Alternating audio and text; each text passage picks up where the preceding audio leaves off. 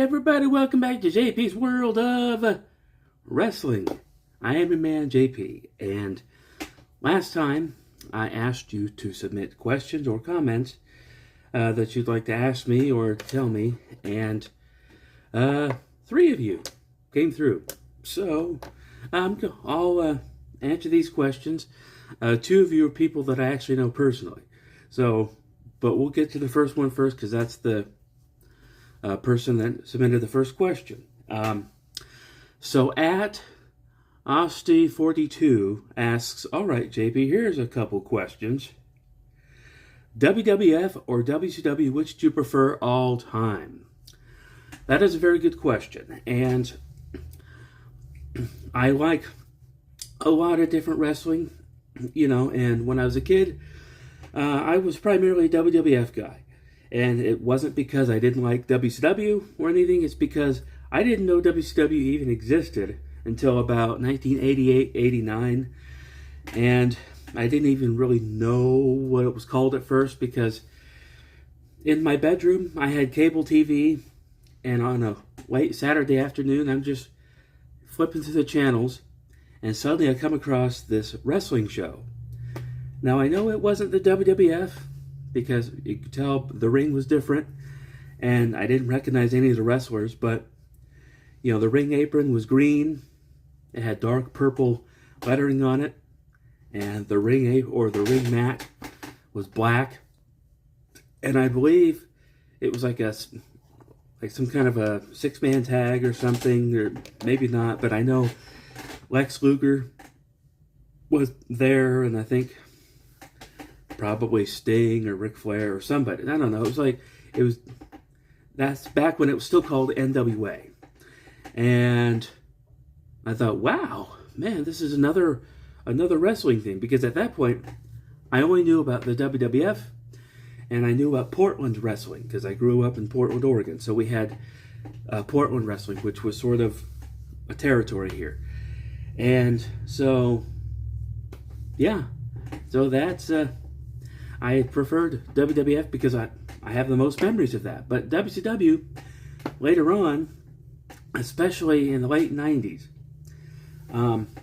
when the Attitude Era started, I didn't really stop watching WWF altogether, but I stopped really caring about it because I didn't really like it as much. And then I switched over to WCW because I liked what they were doing a lot better. And they were doing the NWO, and they were doing all kinds of fun stuff.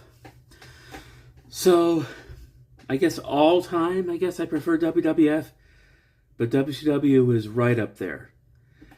And then the second part of your question number 2 from you is, what is your opinion on the WWF Hardcore Championship Division? Okay, so I'm going to be brutally honest about this one. I never really cared about hardcore wrestling, and here is why.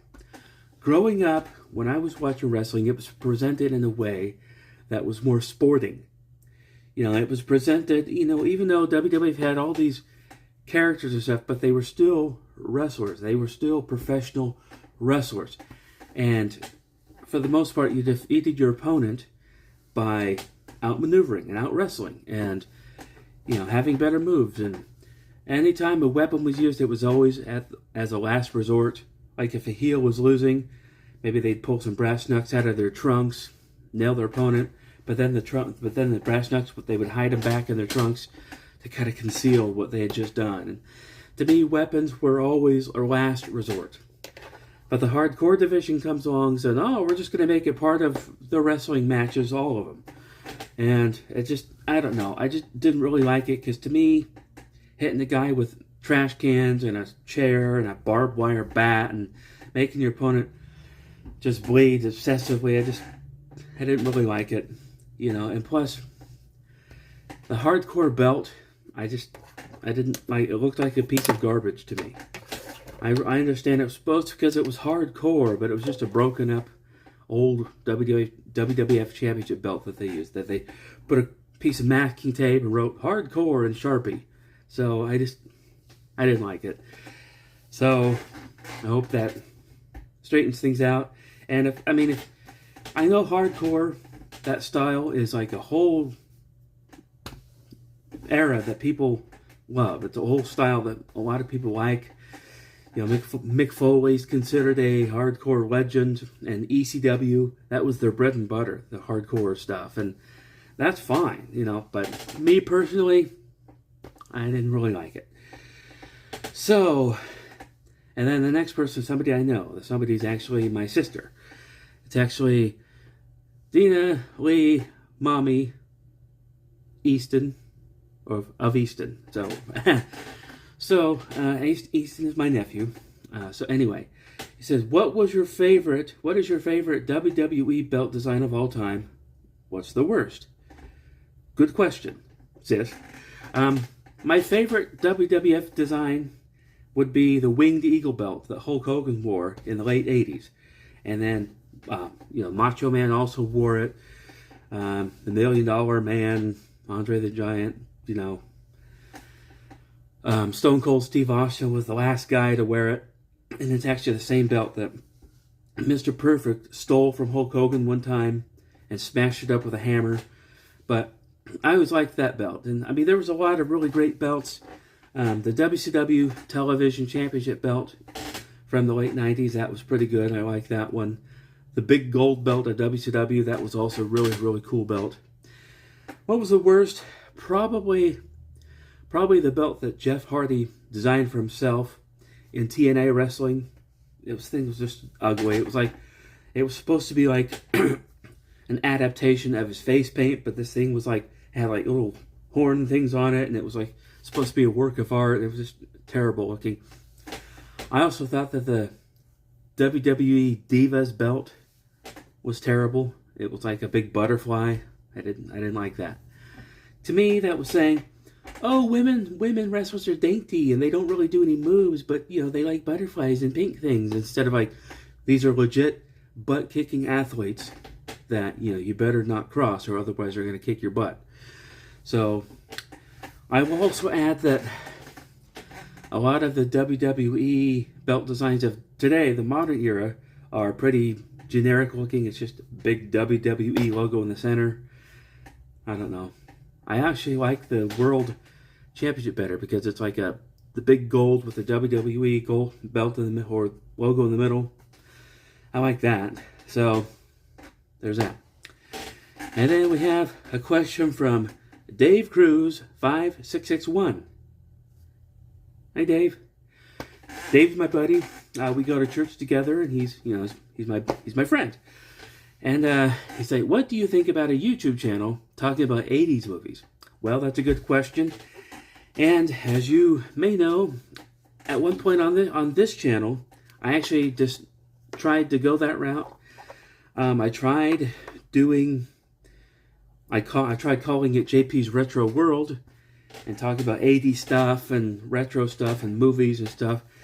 And although I enjoyed doing it, I thought it was fun, it didn't really go over well with most of my audience.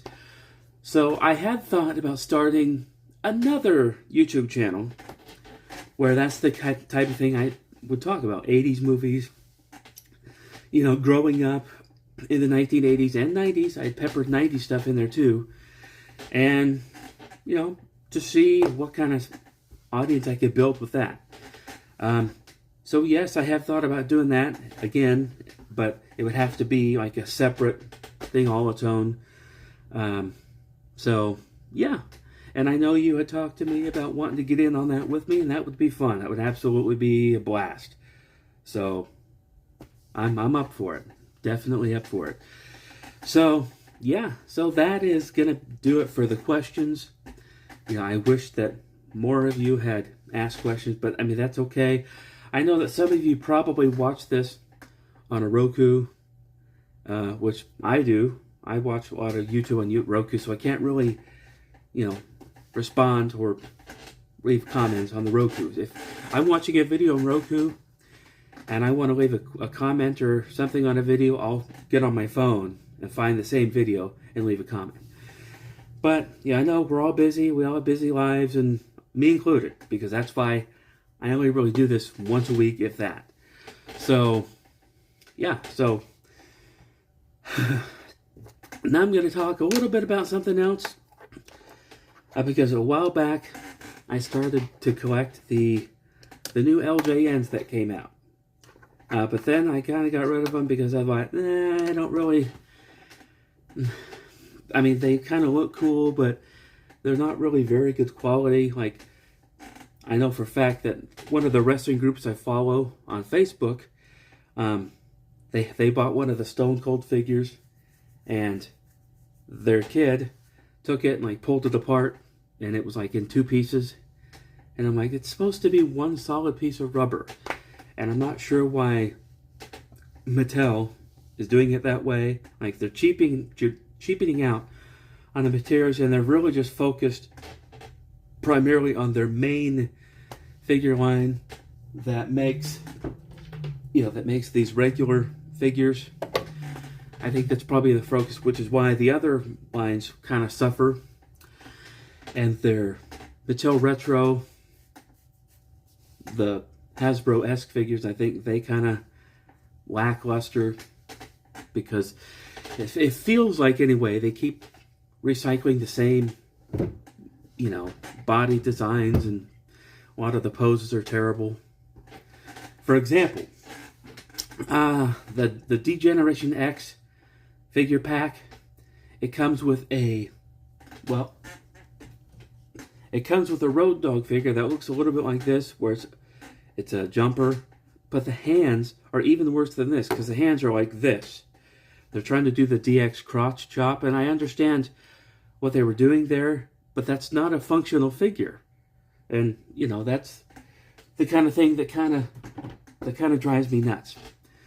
Because if you're just designing figures to collect and not to be played with, I mean, what is the point? And I know that's kind of what a lot of figure collectors are doing. They're just collecting. But I think it should actually be functional as well. And a lot of the new LJN figures, especially the Stone Cold figure, it's like this. That's a non-functional pose, which is why I'll probably not collect Stone Cold, and I'm not going to collect the CM Punk figure where he's got just 2 hands off to the side that are open. But they just came out with a Mr. Perfect figure that actually looks pretty cool. I'll probably try to collect that.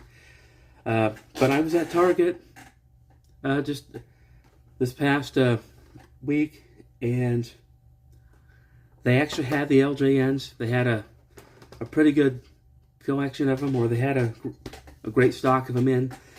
And I was going to get 3 of the 4 that they had there, but I decided just to pick one to save money. But I actually picked one up, and I'm going to show it to you, and it's right here. The Ultimate Warrior. The Ultimate Warrior LJN.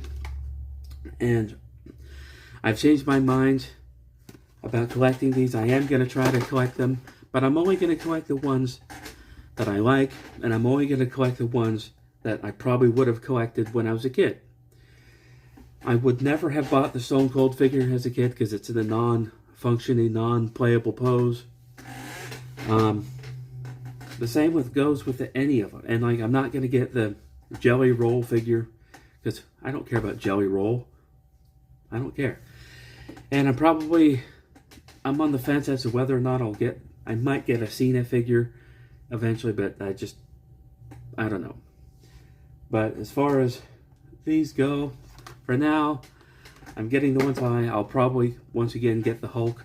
And I'm going to try to get at least a couple of each so that I can open one and have one still in the package. This one will probably stay in the package. I'll probably hang it up somewhere in the background that you can see. It'll probably be, honestly, either over there or over there underneath my Cowboy Bob figure.